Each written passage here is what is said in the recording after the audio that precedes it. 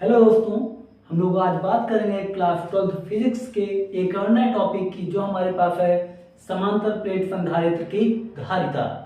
तो हमारे पास दो प्लेटें हैं, एक प्लेट ए है और दूसरी प्लेट बी है। प्लेट ए पर प्लस क्यू आवेश तथा प्लेट बी पर माइनस क्यू आवेश है और जो विद्युत क्षेत्र है ये हमारा क्या है, हमें धन से ऋण की ओर, हमेशा जब इलेक्ट्रॉन जाते हैं तो क्या करते हैं, धन से ऋण की ओर।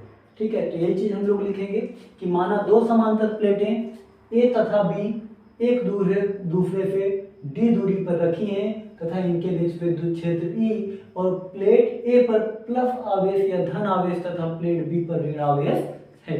तो अगर बात करें तो इन प्लेटों पर पृष्ठ आवेश घनत्व होगा वो सिग्मा बराबर क्यू अपान ए। अगर हम बात करें कि प्लेट ए के कारण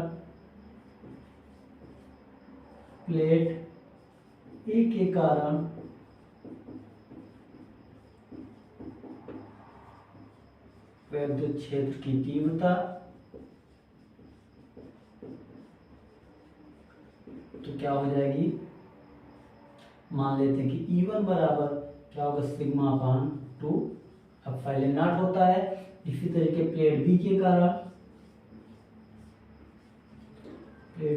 कारण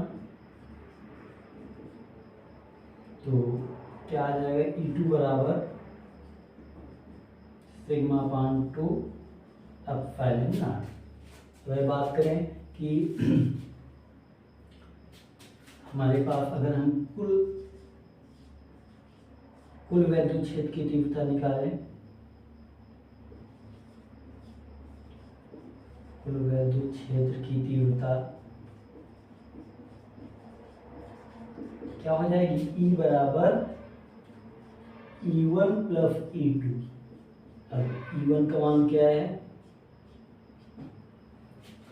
E बराबर क्या रहेगा हमारे पास कि E1 का मान है sigma upon 2 epsilon not plus E2 का मान सिग्मा अपान 2 एप्सिलॉन नॉट।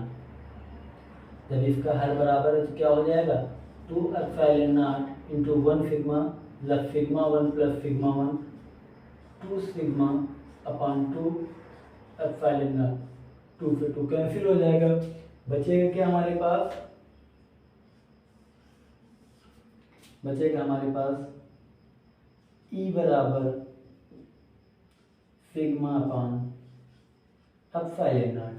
अगर हम सिग्मा का मान रखें, इसको मान लेते हैं कि समीकरण 1, अगर कहें कि समीकरण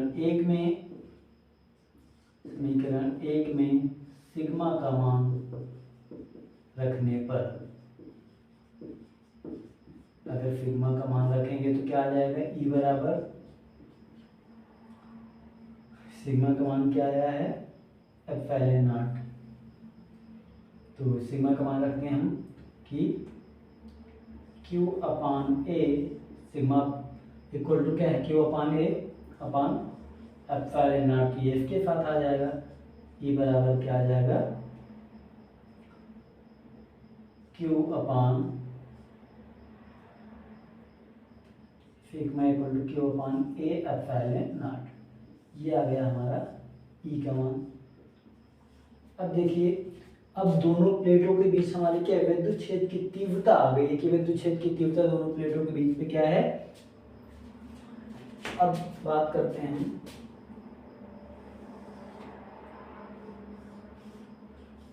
देखिए, दो समांतर प्लेटें तो समांतर प्लेटों के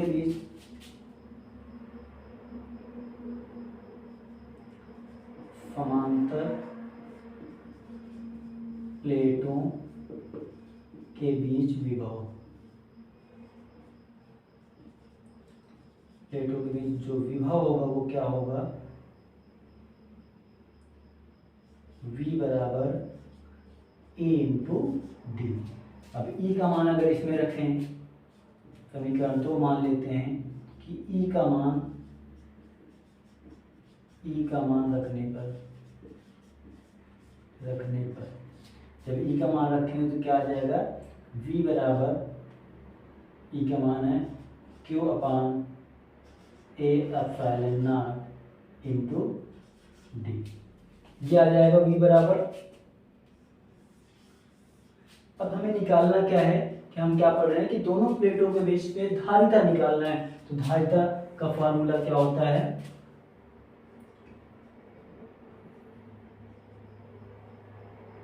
तो समांतर प्लेटों के बीच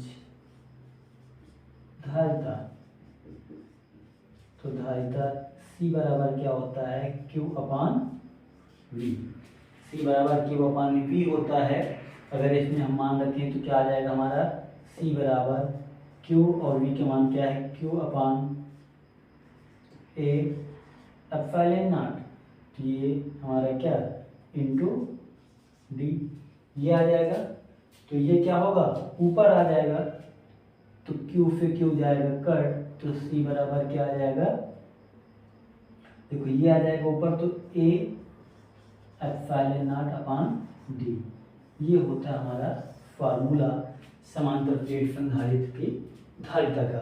अगर बात करें कि इसमें अगर इन प्लेटों के बीच में कोई परावैद्युतांक रखा हो तो उसके लिए फार्मूला हो जाएगा क्या हमारा, अगर मान लीजिए कि दो प्लेटें हैं, दो प्लेटों के बीच अगर कोई मान लीजिए कि एक परावैद्युतांक रखा, तो परावैद्युतांक के लिए क्या हो जाएगा, इसमें K से गुणा कर देंगे, तो हमारे पास क्या आ जाएगा कि C बराबर K/A/0/D।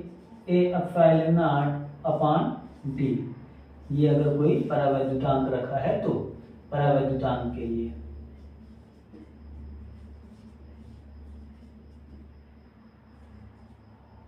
ठीक है, पर इस जगह नहीं है बट परावैद्युतांक के लिए, ठीक है।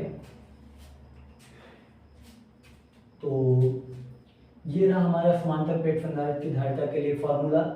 एंड आई होप आपको समझ में आया होगा, बिल्कुल इजी लैंग्वेज में। And thanks